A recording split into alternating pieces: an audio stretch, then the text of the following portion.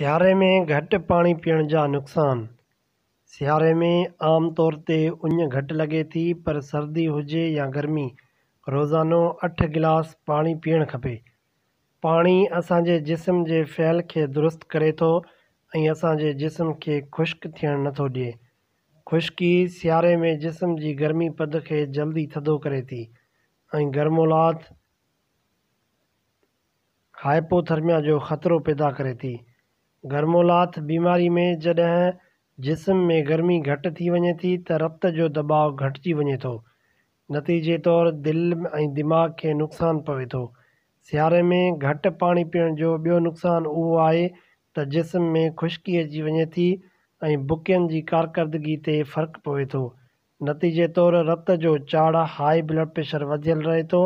सियारे में पाणी पीअण सां रत जी लाथ, लो ब्लड प्रेशर ऐं रत जी चाड़, हाई ब्लड प्रेशर खे मुअतदल रखी सघिजे थो। उन लाइ सियारे में रोज़ानो 8 गिलास मुनासिब पाणी पीअणु ज़रूरी आहे।